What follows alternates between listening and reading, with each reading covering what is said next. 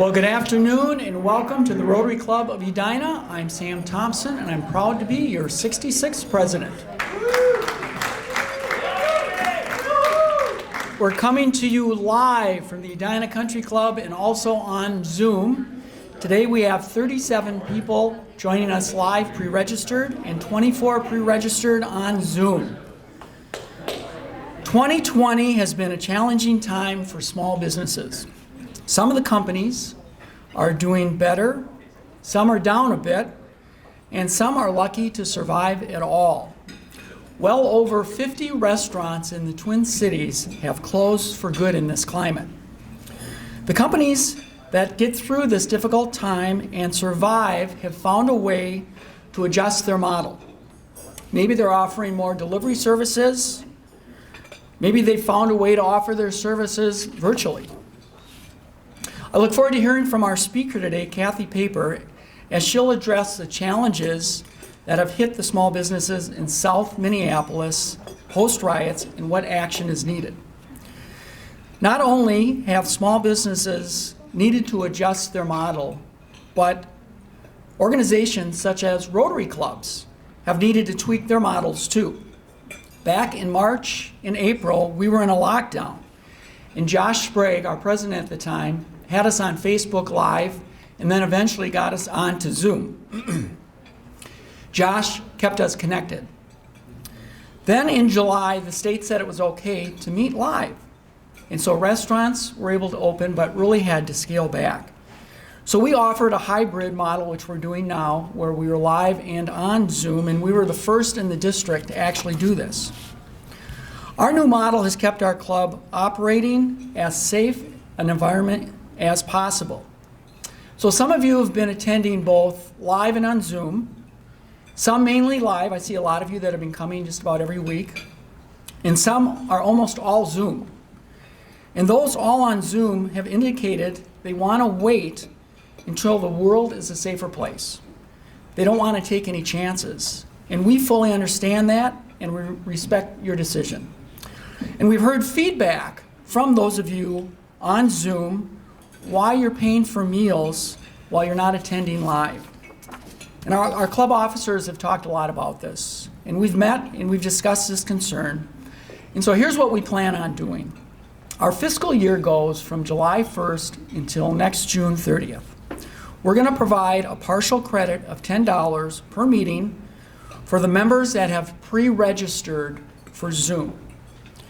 And that'll be, and we're going to have that go from the first quarter. We're going to go back to the first quarter, July through September, and it'll be reflected on your second quarter billing, which will be coming out the first week of October.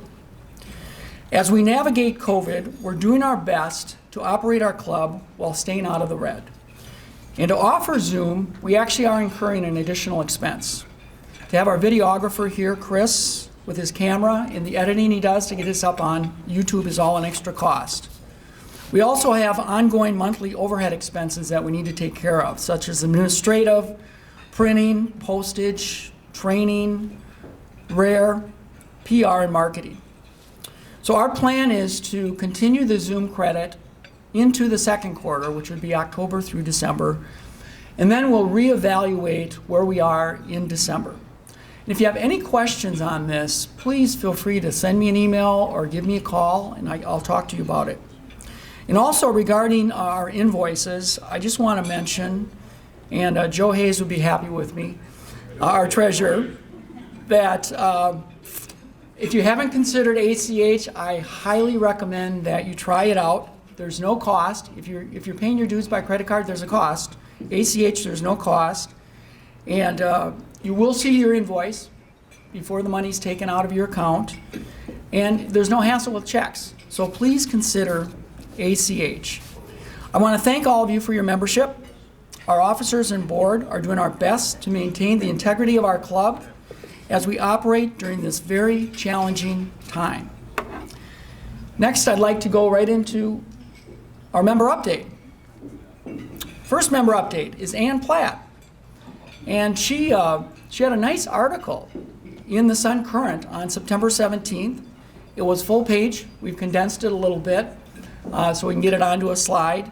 But it really was a good article, Ann, with her company Pets Are In, and talks about her 30-year history. So if you have a chance, go back and read that. Also, Doug Johnson's grandkids were at the car show, and I know we had Doug's grandkids in maybe about a month ago, but they're so cute we had to put them in again.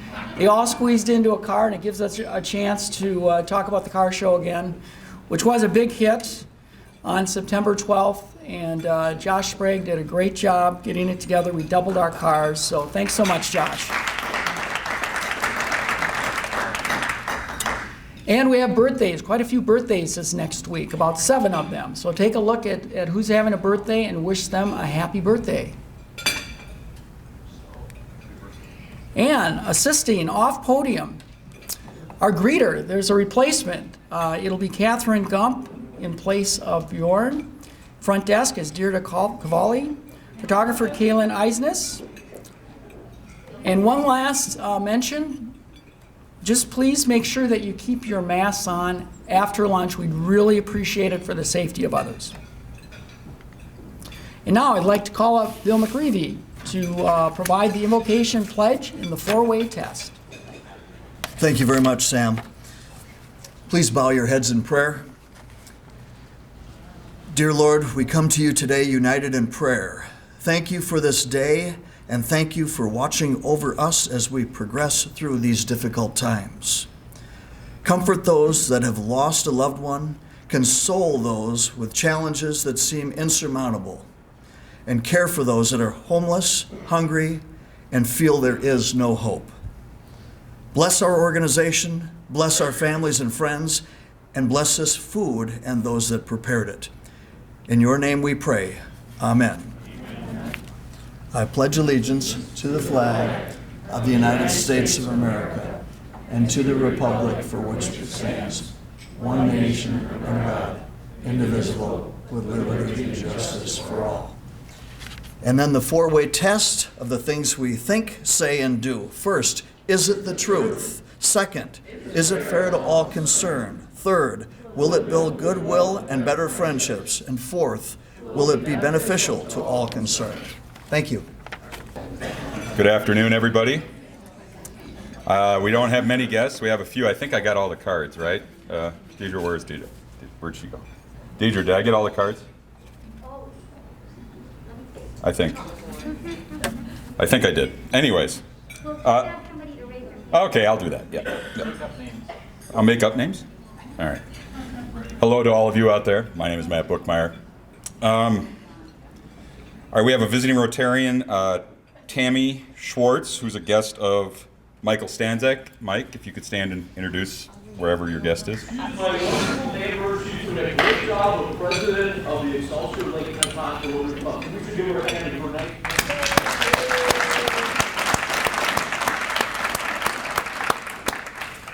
Kelley Burnett, you have a guest.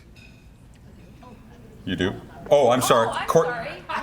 Kelley, please. I don't consider you a guest. How rude. This is Courtney Poya. She's from Cornerstone, and she'll be talking later. Sorry. Welcome, Kelley. Thank you. Or Courtney. I apologize for the way Kelley handled that. On behalf of all of us, even those out there. We'll talk later, Kelley. We have a visiting Rotarian, Jake Sturgis. If you could stand and give your club information and whatever else is on your mind. Yeah, I'm with Tammy. I'm president-elect in the Excelsior Lake Minnetonka Rotary Club, so happy to join you guys here today. Thank you for coming. Did I miss anybody? If I missed anybody, raise your hand. What? Don has a get. Don Hutchinson has a guest. Kate D'Amato. Kate, would you stand? Kate is checking out our club. She's also going to check out the morning club. Boo. And I know Kate through the Chamber of Commerce. Ah, very good. Welcome, Kate. We like you like our club. I'm not the person you want to talk to at all. All right. Thank you very much. Oh. Dimitri, if you would stand up. This is Dimitri Anakin, and he has joined us. This is his third meeting, so he's a prospective member. You're in. And welcome, Dimitri. Please sit next to me. Welcome, Dimitri. Did I miss anybody else? All right, whoosh, whoosh. Just wanted to say it. All right, hopefully I can redeem myself with Courtney. Hi everyone, I'm Kelley Burnett. I am the chair of the local grants committee. Woohoo! We have some fellow members here. It is my pleasure to introduce to you one of our grant recipients for the 2019-2020 year. That is Cornerstone, an organization that many of you are familiar with. We were able to award Cornerstone with a grant for $2,321.50. And here today to represent Cornerstone and share a little bit about what they're doing with those funds is Courtney Poya. Courtney, would you please come up, please?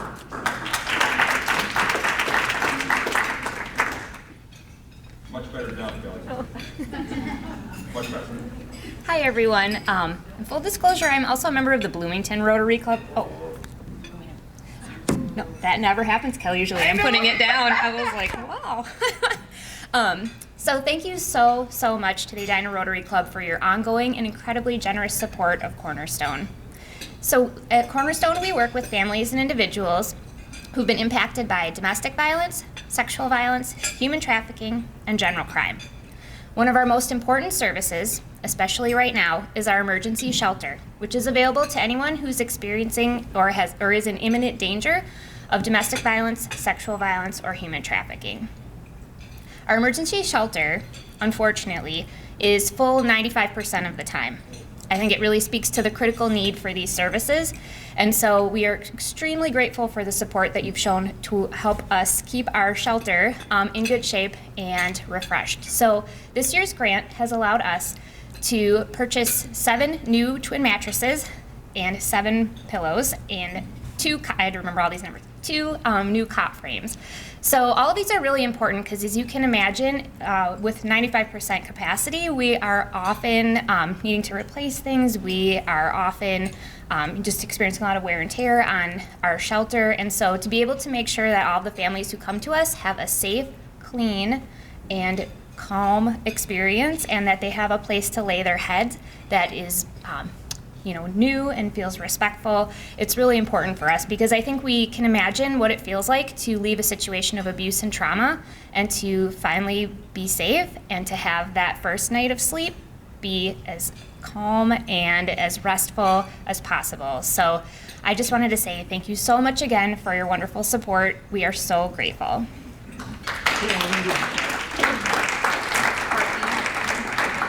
We can go over here. I think if we keep our distance, we can take it on that wall. You want to get that end of it? Yeah. She's over here. I like where we looking.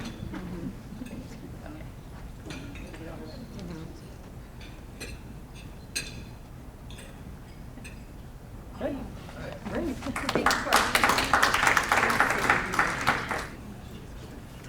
Good afternoon. I'm Lisa Walker, Chair of Community Service Projects. And we at the Community Service Projects Committee have been really busy the last couple of months trying to figure out a way to be able to serve our mission and achieve it during COVID times. As you can imagine, on direct service delivery is a little bit challenging during our current environment. So I want to first of all thank all the committee members for meeting diligently over the last couple of months and hanging in there as we creatively come up with some ideas for us to serve our community. That being said, we have some already that we are working on that I want to give you an update on. The first is Cornerstone. How nice it is to have you here because we are actually committed to giving them some boxed lunches. We cannot serve with meal serving on the premises, but they are in need of boxed lunches, which we are providing them. So we will be doing that throughout the end of the year. Secondly, Sheridan Gardens, the Sheridan Story Gardens. As you recall, we were instrumental. We worked with some other clubs to build some gardens for them to harvest their fruits and vegetables. And the nice thing about that is that they have asked us for some more support to clean them up. It's been a great year, and so Becky will soon be sending out an invitation to all of you. We need 5. I'd like to basically try to get 7, just in case one person can't do it, so maybe 2 alternates to sign up for this. You'll be literally cleaning out the gardens and helping out with that. And speaking of gardening, if that perhaps does not meet, and that, by the way, that date is October 24th. It's 10 a.m. It's a Saturday. If that gardening shift does not work out for you, there's also an opportunity to join the new member class to garden and clean out and start doing some fall clean out and planting of bulbs for the Clock Tower Garden in Centennial Lakes. So look for that opportunity as well, and more to come. They're looking for a date in Sunday in October. The next one is a kind of a very important one, and you've already gotten a survey about it. It's nice to have Tammy and Jake here from the Excelsior Morning Club. They're actually sitting at my table, coincidentally, because they are heading up and spearheading an effort where Rotary clubs are joining and partnering with businesses on Lake Street that have been devastated due to the community unrest in the aftermath of George Floyd's death. So what they are doing is literally pairing a Rotary club with a particular business. And so you each have gotten a survey because one of the things they want to do is, in this matching process, match a club with resources that are needed for the business that obviously has a need for those resources. So I urge you very much, thanks for all of those already who have completed the survey. The results are really interesting. We're going to use those results to then commit and get matched to a business on Lake Street. And just so you know that the kinds of services they're looking for are obviously promoting their goods and services, maybe physically cleaning out and getting everything ready to help them get open and back to operations, promoting them. And actually, sometimes they might need some expertise, financial expertise, or perhaps organizational development expertise, whatever that happens to be matched up as well. So more to come on that. And please, please, please, if you've not done the survey yet, please do fill out that survey. It'll be very helpful. Here it is, September, and soon Thanksgiving will be upon us. Just so you know, we are doing the Thanksgiving basket assembly again. We've already committed to our warm hands, warm heads, and warm hearts, so the mittens and scarves will be distributed again. Hannah Laurie is trying to come up with a way to serve nursing homes, those individuals who are shut in nursing homes due to COVID. If there's a way to pipe in virtually music, if anyone has an interest or an expertise in partnering with Hannah Laurie, please go to Hannah Laurie directly on this one. And then finally, the other thing that we are thinking about doing is working with the city of Edina to promote a one-day free COVID-19 testing that would be either in October or November. So look for information on that as well. And of course, we're always looking for wonderful new members to join our committee, so feel free to come and join us. So we'd love to have you there. Thanks so much.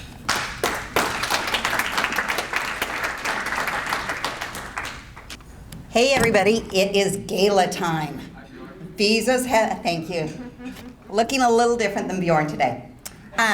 Visas have been sent out, and we have Rotarians heading to Germany, India, Guatemala, and other countries this Saturday and next Saturday. Not only is our gala fun, it is our fundraiser. So thank you so much to our generous sponsors, our just incredible hosts. I can't imagine, we all know about the creativity in this club, but people are really outdoing themselves this year. I think everybody that attends the events is going to have a great time. I'm sure everybody at this room has bought the raffle tickets, so thank you for that. Or we're still accepting checks. Marty and Kip are on that one. And we are not doing a silent or live auction this year. I know you're all disappointed, but we are going to have to ask. And the only way we can continue to support the organizations like Cornerstone, like our warm hearts and hands with our Thanksgiving baskets, Sheridan Story, is through our fundraising. So this is the opportunity to give, to allow us to continue to give.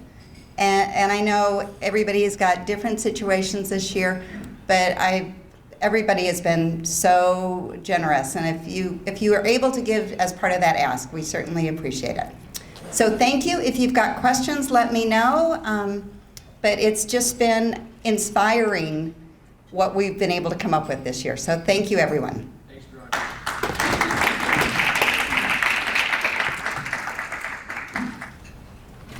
Now that you disconnected it, I'm all set. No, I'm just kidding. Good afternoon, everyone. I'm Rick Carlson. I am here to talk about the Alzheimer's Walk on Saturday, this Saturday, at 9:30. We're going to meet in the pavilion at Centennial Lakes and walk around for a little while.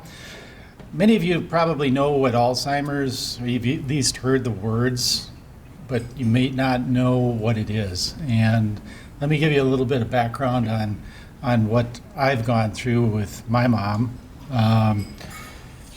So Alzheimer's, you probably first notice it when you have dementia, or your family member has dementia, or all of a sudden they can't figure out how to drive home anymore, or things of that sort. And I think the worst day of my life was when my mom didn't know who I was. And since those days, I've been trying to set up this Alzheimer's walk for many years, and I'd love to have you come and join us. 1 out of 5 people get dementia, and it could lead to Alzheimer's. Not all of them do, but it's a good cause. And if you want to eat lunch with us afterwards, we've got some tables set up at Pinstripes. I always forget that name for some reason. So we'd love to have you. So come and join us. You can be family, friends, or anybody. Just come along and join us. Thank you.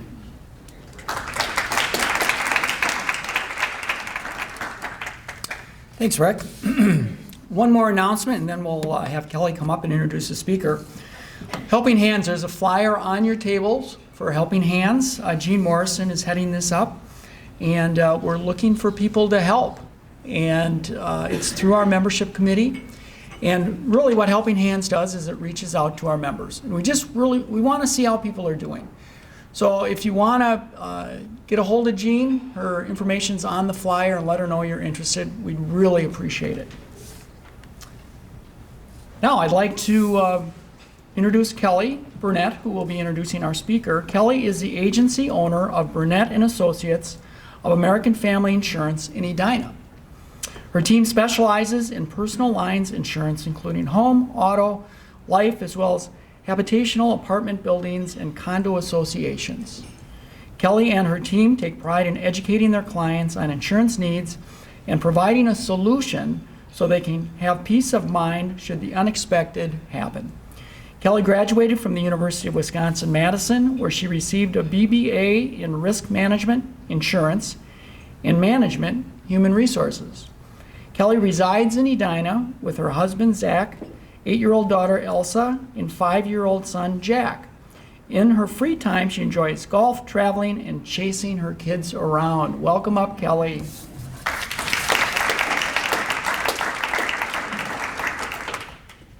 Thank you. It is my pleasure to introduce our speaker today on a very timely and relevant topic: increasing community engagement post-George Floyd. Cathy Paper is the founder of Rock Paper Star, a boutique consulting firm that specializes in coaching, marketing, and promotion for individuals, business owners, or executives by offering creative ideas to improve process and performance. This year, Cathy has worked with the Midtown Global Market and Lake Street businesses in the aftermath of George Floyd's death and the ensuing violence and destruction visited on neighborhoods. In her business career, Cathy has coached executives and managers at Best Buy, Paramount Pictures, John Deere, and Apple, as well as many Minnesota-based privately held companies and service firms. With energy and enthusiasm, Cathy shares her networking savvy and marketing skills to guide leaders to define and reach goals for their teams and organizations. Her naturally competitive nature is inspiring and contagious. Cathy runs, played rugby, and was a Minnesota State tennis doubles champion. She earned her BA at Williams College and holds a master's degree in organization development from the University of St. Thomas. She's a national speaker, a columnist for the American City Business Journals, a Forbes Council coach, a winner of the Minnesota Business Magazine's Real Power 50, and the National Association of Women Business Owners Women on the Way Award. Given to a woman business owner who has demonstrated ahead of the curve achievement for herself and her company. Cathy was on the board of the Friends of the St. Paul Public Library. She has worked at William Blair and Company, Fallon McElliott, and Best Buy. She and her husband live in St. Paul with their 3 children and 2 dogs. Please join me in welcoming Cathy Paper.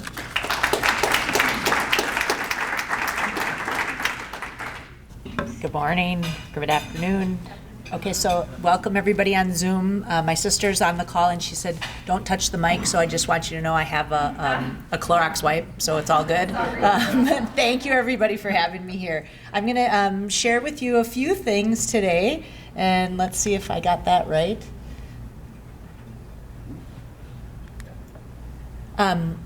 I want to talk about community engagement, and I know all of you are so active in the community, and Rotarians are such wonderful people, so I'm thrilled to be here.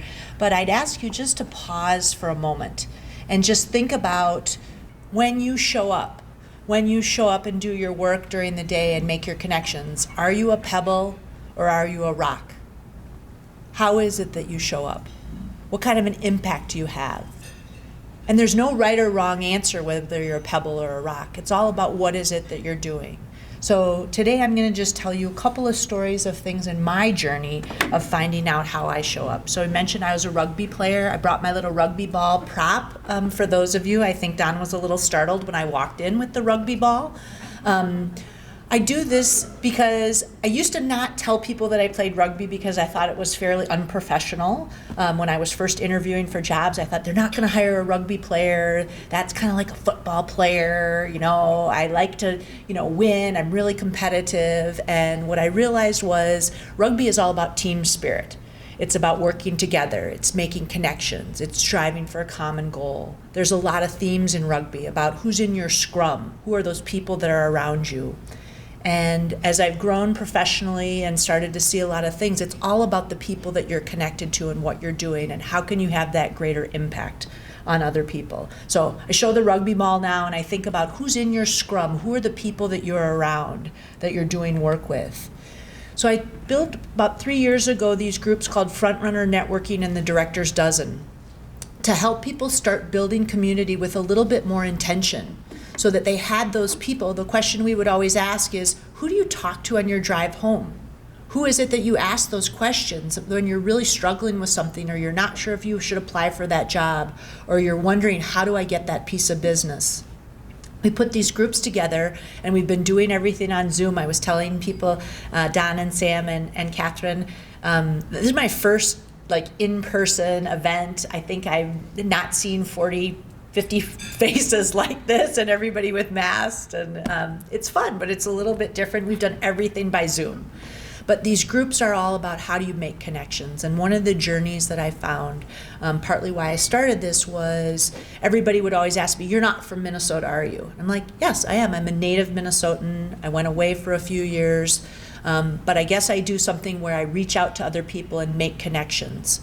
So I started to realize that people were spending a lot of time with people that are like you. You spend time, if you're an accountant, you spend a lot of time with accountants. If you're a lawyer, you spend time with that. And it's not a bad thing, it's just what happens. We do business with people that we know or people that we've met. And I wanted to have some more diversity amongst our groups. I'm not a diversity expert, but I started to become aware of how do we as Minnesotans really make more connections. So these groups started, we've achieved some phenomenal diversity numbers in them, just very, I don't want to say subtly, but it was a little subtle of how can we have people build more relationships, get to know one another. And then boom, the George Floyd events started to happen. And the Twin Cities changed, and I felt something really significant happen inside of me. And so I'm going to share with you a few things that triggered for me, how can I become more and more involved in the solution of social justice, of building some equity and helping small businesses and people all make real changes in our community. So where do you start? It was a really hard question to ask myself, where do I start? And I thought, okay, well, I teach networking, I teach coaching, or I don't teach it, I work with people. And I thought, I really like the Strength Finders. It's a great place to start. So I'm curious how many in the room or on Zoom have done Strength Finders? About half the room. It's a great tool. It's so straightforward. Best Buy, where I worked, was introduced me to it. It gives you common language. It gives you things to talk about so easily. And why I show Prince up there is because Prince learned how to play to his strengths. We may not have known him as impactful as he was if he had gone as Roger Nelson, the kid from St. Paul Central. If he hadn't claimed so many things about Purple and the power of his music and creativity and love and support, and really owning those strengths and taking them to the next level. Because what they say with strengths is we do them so naturally we don't even notice. We just think, oh, that's just no big deal. Well, really, your strengths are your gifts. And the more we can each play to our gifts, the more powerful we can be and show up in that way that really makes a difference. So I'd encourage all of you to start with that of find out what your strengths are. Be able to articulate that, because self-awareness is the first step. So I show this, a girlfriend, I said to her when Sam and I talked about me talking about community engagement, I was like, me? You want me to talk about community engagement? Like, I live in St. Paul. Like, I'm not that big an activist. Like, I don't know if I'm really the right person to do it. So I called one of my girlfriends who, went to every march, was really involved, had her kids doing everything, and she's like, Cathy, read this article. So this is a photo of a gentleman, I'm going to not remember his last name, Kyle. The NBA is 75% African American, and he wrote this article about sort of the privilege that he's had and what he had overlooked, and moments where his teammates were arrested just based on the color of their skin. And he articulates it in such a way, sort of those moments of awakening of how can you do more? How can you be the voice for people whose maybe their voice hasn't been heard as much, or be really a team player? So it's a great article, and it got me thinking. I also found myself thinking a lot about statistics. And why is the Twin Cities sort of in this moment where we're the epicenter of the unrest? And so these are the statistics that I got from a gentleman who's used to work at McKinsey, and I said, you quoted the statistic to me that 12% of the country is African American, and I said, and yet in so many of the rooms that I walk into, I don't see all people of color represented, and I don't understand why. What is going on? So I started sort of my journey. He shared this with me, really has gotten me thinking about this, and how do you become more engaged? What is it that we all can do? So today, again, I'm sharing my stories. What I did is I said, okay, well, the Twin Cities, you know what? I love the Twin Cities. I love Minnesota. I love all people. I want to make a difference. How can I change some of that? So 12% is a number that rings in my head of what can I do? What can I do as a small business owner? So, boom comes the George Floyd incident, and of course, I stumbled on the video on Facebook. My husband was out of town going to get my daughter because, oh, by the way, we're in a pandemic, so we were already really fragile. And I watched this video, and I don't know whether it was the mother in me or the injustice in me. God, I can't believe I'm going to tear up on it, but I just was horrified. And I thought, I remember when Philando Castillo was killed, and I thought, well, maybe there was a shadow of a doubt. And this situation, I watched all the footage from the policemen sweeping up, and I thought, something is not right. And then I saw footage from my daughter of policemen surrounding the house of the policeman. And I said, I don't understand. My husband's a lawyer. And I called a friend of mine who's used to be involved with the district attorney, and I said, I don't understand. Why is this person not in jail? Like, I just watched something that is not a TV show. Like, what, I don't understand. And then I learned about the laws and the laws that are protecting police, and, you know, because yes, this is a difficult position that they're in. But, you know, again, something inside of me changed, and I said, how do I get involved in making a difference? So I didn't go to any of the protests, but I watched. I drove by, I saw the pawn shop on 94 that I drive by all the time burning down. And then all of a sudden, I'm like, what is going on? I didn't understand rioting. I didn't understand what was happening. And people were becoming so polarized on this issue. And I thought, okay, well, where is the justice? Again, trying to say, we can do the right thing. We will get through this. And then I saw my Target, you know, the Target that I shop at in St. Paul, and the police cars, you know, being wrecked and people looting.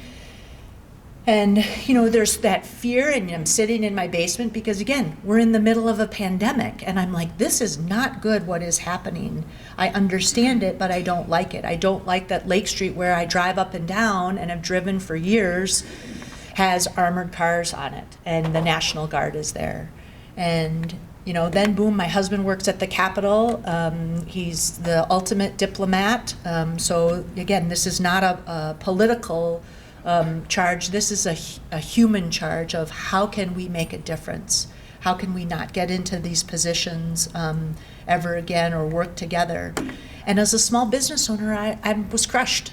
And after, so again, this is a little bit disjointed because this is the first time sort of telling what I've done and how to engage. I called one of my girlfriends as I drove down to see my friend who owns Chicago Lake Liquors. We went to high school together, and I drove down to see him because I had emailed him Wednesday night and said, "Are you okay?" the first night of the riots. And he said, "Oh, I'm okay." You know, well, the next 2 nights, he continued to not be okay with the store being damaged and ruined and a new building that he had put up. And so I'm driving, and I see Midtown Global Market that I knew was already struggling because of the pandemic. And I called my friend and said, "How can I help you? What can I do?" Nobody's shopping. You know, I don't know how much takeout. You can only order so much takeout, right? So she said, "Would you be on this committee to give away the money that we've raised?" Because all of a sudden $6 million poured into the Lake Street Council, and Midtown Global Market got $170,000 was given to them to support the 42 businesses. She said, "Will you be on the fundraising committee or fund distribution, some committee?" I was like, okay, well, I'm not really a committee person, but sure. So I get on the call there, and they're talking, and they said, we're trying to figure out what to do with the money, and we have to disperse it, and we're going to sit and think about what to do. And I raised my hand, and again, this may be the tip-off of why people don't think I'm from Minnesota. I said, okay, well, here's what I think we should do. And I said, just for a minute, imagine you're a small business owner, and the debate was, when should we give out the money? Should we wait another month? And I said, if I'm a small business owner and I applied for the PPP loan and I have 0 customers, and I'm sitting at my neighborhood that has been decimated and nobody's coming in, and you had the opportunity to give me $5,000 right away or in 30 days. And we've all been there at some point, sitting, wondering, what should I do? I said, give the people the money right now. Like, let's give them the money and tell them that you're going to use half the money to give to them, and then half the money is going to go to bring more customers in to help them. And the woman, very politely, she's like, that's a really good idea. And I thought, this is really personal. This is really a situation where we need to help one another. We need to do things. So there's a picture of some of the small business owners. It's extremely diverse down there, and they're thrilled to get, whether it was $2,000 or $5,000 on it. And then every Monday, as I would drive to the next thing that I do, I'd always go and buy lunch, and people were slowly coming out of sort of their hiding to purchase things. So it was, for me, what can I do? Because I can only donate so much money, but what is it that I could actually do to help? Because how this all started for me of how can I do more is, I have 3 children that are probably more well educated on the issues of race and social justice than I am. But my girlfriend called me and she said, Cathy, I'm part of this organization. It's called Mad Dads. They have been around for 21 years. And I had heard about Mad Dads years ago because I said to her, I don't like that name. It sounds mean. It sounds like they're being mean. And she's like, no, it's Men Against Destructive Societal Decisions and Drugs. Again, I don't know exactly what the acronym is. All I know that this organization has grown 1,000% since the murder of George Floyd because of their community involvement and what they're doing. And so she took me one morning down to the George Floyd Memorial. I looked around and I just, same, again, that sort of visceral feeling of like, this is tragic, and our city is in a really tough situation right now of what to do.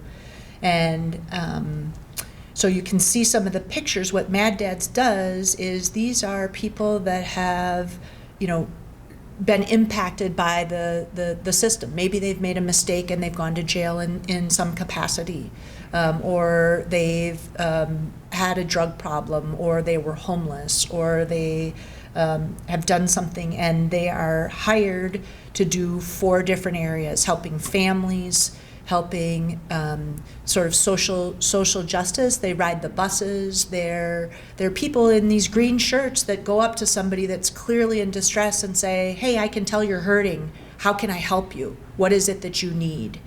And there's sort of that in-between line for sort of the police and a difficult situation. So again, their business has grown significantly, but my friend called me and she said, hey, Cathy, this organization's been around 21 years. It's African-American led. They have national chapters.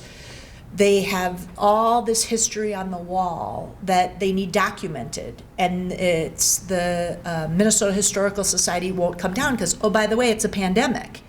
And she's like, will you come down?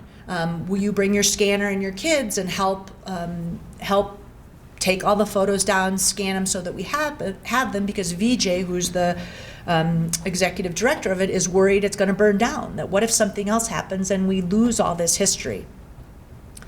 And I thought for a minute, and again, I'm a little freaked out by the pandemic, and I said, yeah, I'll come down. I'll bring my kids. And so I brought my kids down, my 2 girls, and we'd go at 6:30 in the morning, and we filmed all the things that are on the wall. And the more I went that first morning, again, 6:30, I'm like, where am I? What are we doing? Am I wearing a mask? All those things. But I'm like, something is not right with what is going on. And so I felt really compelled to volunteer my time to really do things. So there's, a photo of me at 6:30 in the morning. I would sit at his computer, at VJ's computer, and help train him how to use LinkedIn, how to grow his reach. So again, small nonprofit, in need of funding. I called the people from my groups from Frontrunner Networking and Directors Dozen, and I'm on there reaching out and connecting with people and teaching him, how do you make posts? What is it that you need to do to work on that? And for me, and you can see my friend Mickey in the middle there, the only Caucasian person in the room, where we, again, start to hear the unrest. They were working at Powderhorn Park because the police couldn't be called. The police, again, I don't know all the details of what was going on. All I know is I've learned so much from my Monday morning experiences at Mad Dads and really being involved. And it was Mickey who said to me, you can do 3 things. You can be a doer, you can be a donator, or you can be a door opener. And I was like, okay, I can get around that. I can be a doer or a door opener or a donator. And I thought, okay, I'm here, I'm doing this work, I'm a doer. I'm doing this, I'm teaching my children, we're gonna be doers. What are we gonna do? I know all of you here are doers, you're doing a lot of things. You can be a donator, and then you can be a door opener, making connections, so that all of a sudden on my LinkedIn, and 3 years ago I looked at my holiday card list and I thought, you know what, I am not very diverse. And I started to make an effort to make more connections, to be the one in the room who says, hi, I'd like to, get to know you, and building relationships, and, finding out things, educating myself on what do I need to do. So this is my Mad Dad's experience. I also show this picture because, Naomi Osaka, I'm a tennis fan. I love playing tennis. You guys have beautiful courts here.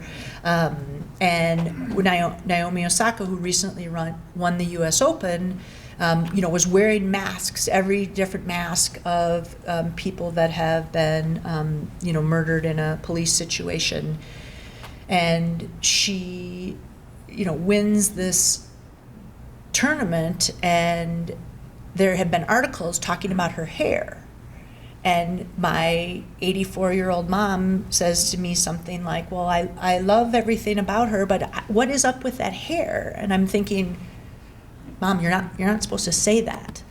But how do I tell somebody when I'm still trying to figure out what is my role, what am I doing? How do you be an advocate for how can we all have good relationships and work together? So it was a moment again where, maybe I should have said something to my mom. I sort of let it go, but I thought, here is this woman who has made such a use of her 23 million followers on Instagram to say the world needs to change a little bit. What can she do? As well as she's donating money, she's doing this and all. We're talking about her hair, and I think that's where we all have those moments of disconnect of I don't know what I'm doing. I don't know how to be part of the solution. So I just keep going back to this. What can you do? What is the action? Because I think we are at the point of action. So when people want to read, book after book after book, and then they're going to do something, I'm like, I think we can take more action. We can be that doer or the door opener. So I'm going to just leave you with a couple ideas. How am I doing, Sam? I got 2 minutes, 3 minutes? 3 minutes. So just a couple things. One is think about know your people, know your network. On LinkedIn, take a look around at LinkedIn, because one of my friends, African-American friends, told me, he said, when I reach out to Caucasian people, he's like, they don't usually respond to me right away. And I said, what? He's like, yeah, it's just sort of, you kind of get used to it. And I'm like, okay, this is not good. This is not good. So what can you do to make sure that your Impact 100, the 100 people that you spend time with, are you at that 12%? Can you increase your relationships? Same thing on social media. It's a place where we can be much more diverse with who we follow, all the AI and the recommendations and the likes and all of that. If you're only following people just like you, I think we're going to be in a really difficult situation. Angela Davis, her son and my son grew up together, and she just took this job recently at NPR. I just show her because I love that post of the Yoda and then how to be an anti-racist. And I think the tagline is something like, people, we got this, and it's what can you do on it? Use the phone, call people. I have another story of somebody who works at a large company.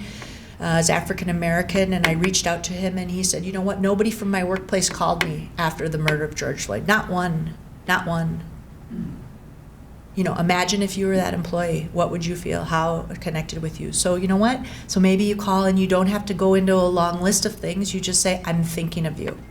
It can be easy with that because we're running out of time. So I have time for 2 questions, and then anybody? On the donor front, Wall Street Journal just had an article that inflows to nonprofits working on race and equity has tripled. But the article said it's focusing on nonprofits led by black leaders. So my question is, where do you find these lists of those black-run nonprofits working in the community that can use the funding to work right where they're located? So the question is, where do you find the organizations that are Black-led working in social justice in the communities? I think I would look at on Google and see that there's a listing there. I know that Mad Dad's is, but I don't know exactly where I'd go to find that. But so I can get back to you. Anybody else? The back. VJ is a member of the Rotary Club in North Minneapolis also. He does a good job. And if you're ever at the Orpheum and you're do you ever have a cocktail? Not that I would ever have a cocktail before a show.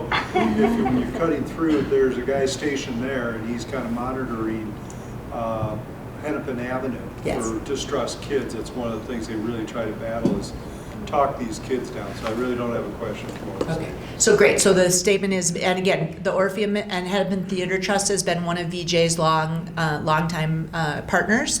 And VJ is a member of the North Minneapolis Rotary. So last thing I'd say is, you know what, just think about pebble or a rock. How can you show up? How can we take action? Together we're all gonna make a really big splash and make a big difference in changing things. So thank you for having me.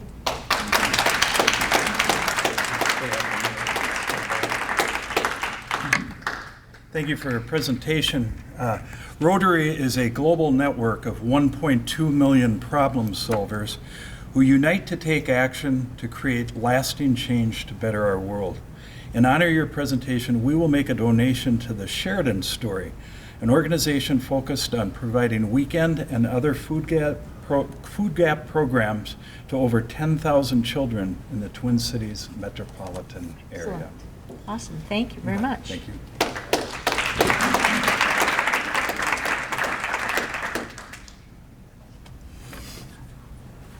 Okay, looking ahead, we have our Alzheimer's Walk as mentioned, and the Gala number 1 on the 26th, a couple days.